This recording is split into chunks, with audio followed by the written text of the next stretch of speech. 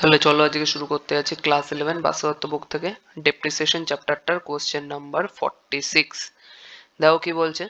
On 1 জানুয়ারি 2014 কি করেছে Balaji and company একটা মেশিন পারচেস করেছে 70,000 টাকা দিয়ে। তাহলে কি দাঁড়াচ্ছে আমার 1/1/2014 পারচেস করেছে মেশিন 1, ঠিক আছে, কত দিয়ে 70,000 টাকা দিয়ে পারচেস করলো। এবার এবার কি করেছে, ওর সাথে ইনস্টলেশন কস্ট জুড়ে দিয়েছে 5,000 টাকা। তার মানে অ্যাকচুয়ালি এটা মেশিন 1টা 70,000-এর ছিল না, এটা ছিল 75,000-এর। ঠিক আছে, 2014-তে আর কিছু কাজকর্ম হয়নি, 2015-তে ডাইরেক্ট চলে গেছে, বলছে যে এই মেশিনটাকে বেচে দিয়েছে 45,000 টাকায়। মানে 1/7 জুলাই মানে 7/7/2015-তে গিয়ে সেল করে দিয়েছে এই মেশিনটাকে। কততে বেচে দিয়েছে আমার 45,000-এ। ঠিক আছে, এবং সেই দিনই অর্থাৎ 1/7/2015-তে মেশিন 2 কে পারচেস করে। 1/7/2015-তে পারচেস করেছিল মেশিন 2 কততে 90,000 দিয়ে। ভালো কথা, বলছে যে ডেপ্রিসিয়েশন চার্জ করো 10% আন্ডার ডব্লিউডিভি মেথডে। ডিমিনিশিং ব্যালেন্স মেথডের আরেক নাম ডব্লিউডিভি মেথড। রেট আছে আমার, রেট দিয়েছে হচ্ছে আমার কত 10%। 10%-এর রেট ডব্লিউডিভি মেথড। ওকে ডান। তাহলে কয়টা, একটা মেশিন আর হচ্ছে দুটো মেশিন। ফার্স্ট মেশিনটাকে 45,000-এ বেচে দেবে, সেটা হচ্ছে কবে 1/7/2015-তে। তাহলে করা যাক। তাহলে দেখো কিভাবে করি।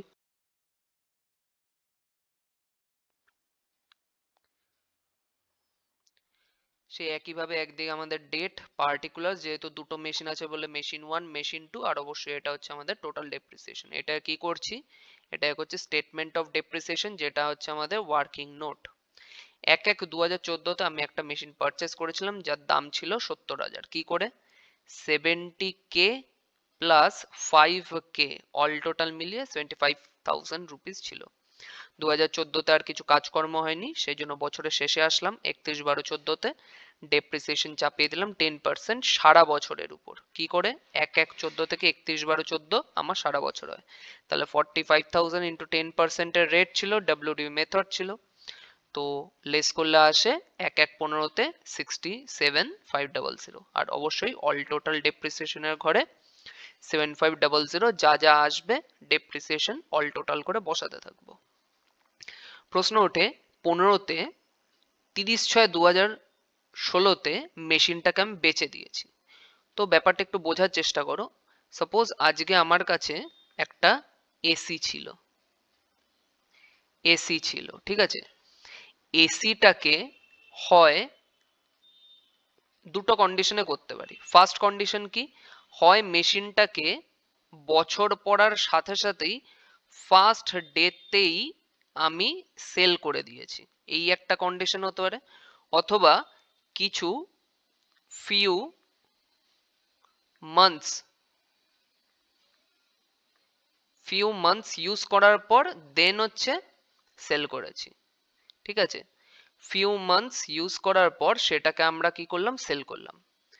তো মেশিনটা যখন, ঠিক আছে, নতুন নিউ ইয়ার পড়ার সাথে সাথে একদিনও তার মানে এই কেসে ইউজ করা হয়নি, ফার্স্ট ডেতেই সেল করে দিয়েছি। তার মানে কি নতুন বছরে আমার মেশিনটা যখন ইউজই হয়নি, তার মানে এই বছর মেশিনটা না চালানোর ফলে নো ডেপ্রিসিয়েশন। ঠিক আছে, কোনো রকম ডেপ্রিসিয়েশন হলোই না, মানে কি মেশিনটার কোনো রকম ক্ষয়ক্ষতি হলোই না। কিন্তু এই কেসে নিউ বছর শুরু হওয়ার সাথে সাথে আমার তো ফিউ মান্থস তো ইউজ তো হয়েছে, তো কিছু যেই কয়টা মাস ইউজ হয়েছে সেই কয়টা মাস চলার জন্য মেশিনটা একটু হলে তো ক্ষয়ক্ষতি হলো, তাহলে এইখানে কিন্তু অবশ্যই ডেপ্রিসিয়েশন চাপবে। ঠিক আছে, যেই কয়টা মাস ইউজ হয়েছে সেই কয়টার উপর বেস করে চাপানো হবে। তো এই সামটাতেও কিন্তু তাই ছিল। আমার কিন্তু আপ টু 1/1/2015-তে গিয়ে সেল হয়েছে, তার মানে কি 1/1/2015 থেকে এটা 1/7 হবে, ঠিক আছে। 1/1/2015 থেকে 31/6/15 পর্যন্ত আমার কিন্তু মেশিনটা তার মানে ইউজ হয়েছিল। তাহলে এই কয়দিনের অর্থাৎ কয় মাস হচ্ছে এখান থেকে এইটুকু 6 মাস। তার মানে 6 মাস কিন্তু মেশিনটা আমার চলেছিল। তো 6 মাস কিন্তু মেশিনটা চলার ফলে যে ক্ষয়ক্ষতিটা হলো সেই ক্ষয়ক্ষতিটাকে কিন্তু আমরা ক্যালকুলেশনে আনবো ডেপ্রিসিয়েশন হিসাবে। তো সেটাকেই এনেছি 67,500 ইন্টু 10%, যেই কয়টা মাস মেশিনটা চললো সেই কয়টা মাস আমরা ডেপ্রিসিয়েশন করলাম এবং টোটাল ডেপ্রিসিয়েশনের ঘরে বসিয়ে দিলাম। ঠিক আছে, এটার থেকে এইটা আমরা যদি লেস করি আমাদের অ্যান্সার আসে 64,125, যেটা এখন বর্তমান অবস্থায় অরিজিনাল কস্ট এখন মেশিনটা 1/1/15-তে দাঁড়িয়ে আছে, যেটাকে আমরা 1/7/15-তে দাঁড়িয়ে আছে, যেটাকে আমরা বেচেছি 45,000-এ। তাহলে বলো 64,125 এর মালটাকে যদি আমরা 45,000-এ সেল করি তাহলে অবশ্যই লস খেয়েছি। তো লস খেলাম হচ্ছে আমরা ব্যালেন্স শিটে। পুরো সিমিলার টু আমরা এই জায়গাটা ক্লাস 11-এ কস্ট শিটে করেছিলাম। ঠিক আছে, তো এখানটাতে আমরা কি পেলাম? লস পেলাম।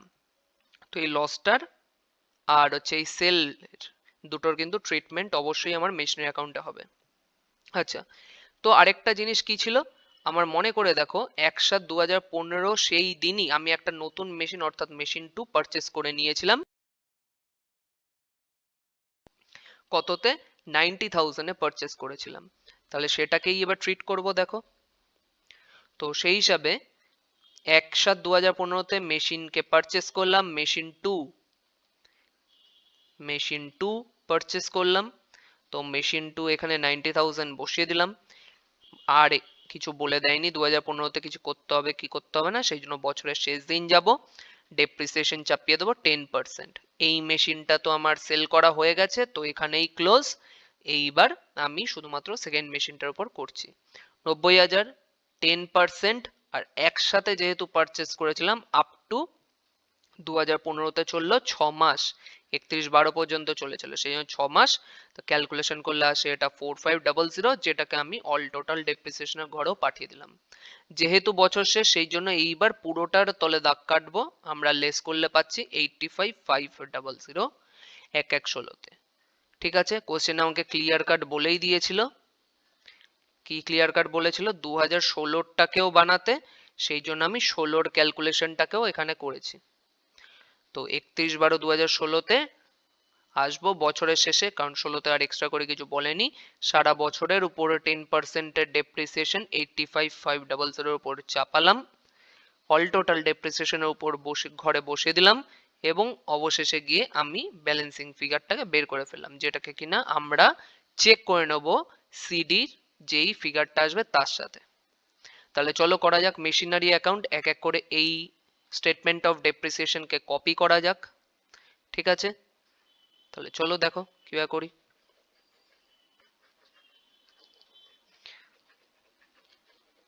দেখো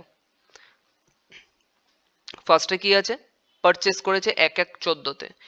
তো টু ব্যাংক অ্যাকাউন্ট 1/1/14-তে পারচেস যেহেতু করেছে 75,000, দেন নেক্সট করেছে 31/12/2014-তে ডেপ্রিসিয়েশন। তাহলে depreciation account debit two machinery account হয়, তাহলে মেশিনারির ঘরে বাই ডেপ্রিসিয়েশন আমরা লেজার সবাই করেছি। তো 7500। তো আর কিছু নেই 2014-তে। তো বড় সাইডটা যেই সাইডটা আছে সেই সাইডটাকে নামালাম, উল্টা দিকে পাঠিয়ে দিলাম, পাঠিয়ে দিয়ে 7500 থেকে লেস করে দিলাম এই আইটেমটাকে। তাহলে অ্যান্সার পেয়ে গেলাম 67,500, যেটা কিনা সিডি, যেটা কিনা আমাদের সিমিলার টু এইটার মতো বেরিয়ে গেল। ঠিক, এইবার কি আছে, এটাকে সিডিটাকে বিডি করব, সিডিটাকে বিডি করার পালা। এই সিডিটাকে এবার বিডি করলাম এই পারে। আমার এই বছর 2015 চলাকালীন আমার একটা একসাথে 2015-তে পারচেস করেছে, তার আগে অবশ্যই ডেপ্রিসিয়েশনের কাজটা করে ফেলি। তো উল্টা দিকে যাই, 30/6/2015-তে বাই ডেপ্রিসিয়েশন 3375। আমার এই বছর চলাকালীন একটা নতুন মেশিন আমি পারচেস করেছিলাম 1/7/2015। যেমন যেমন আমাদের পরপর থাকবে তেমন তেমন আমরা কিন্তু যাব। আচ্ছা, তাহলে এখনো যেহেতু আসেনি তো পরপর এই ডেপ্রিসিয়েশনটাকে ট্রিট করে দিয়েছি। এইবার এইটা তো আসে না, এইটা আর এইটাকে ট্রিট করা যাক লস। লস হয়েছে, আর একটা হচ্ছে সেল।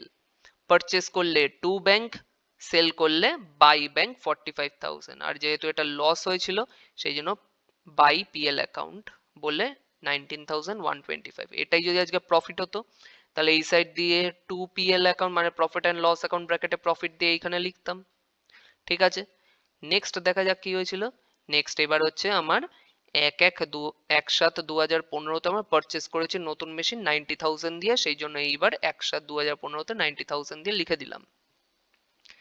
নেক্সট নেক্সট হচ্ছে আর 15তে কিছু নেই, বছরের শেষে যাব, ক্লোজ করার পালা। ডেপ্রিসিয়েশন চাপাবো হচ্ছে 4500, তাহলে বাই ডেপ্রিসিয়েশন হয়ে যাবে সেটা আমার। তো বাই ডেপ্রিসিয়েশন 4500, আর কিছু নেই। এই সাইড বেশি আসছিল তো এই সাইডকে অল টোটাল করলাম, নিচে নামালাম 157,500, এটাকে এই পারে পাঠিয়ে দিয়ে উপরে যেই কয়টা আইটেম ছিল মাইনাস করলাম, দেখলাম এই ফিগারটা আসছে। সাথে সাথেই চেক করে দেখলাম আমার এইটার সাথে ম্যাচ করে গেছে, তো আমার এত দূর ক্যালকুলেশনও ঠিকঠাক আছে। এবার আমার সিডিটাকে বিডি করে দেবো, সিডিটাকে বিডি করে দিলাম আমি।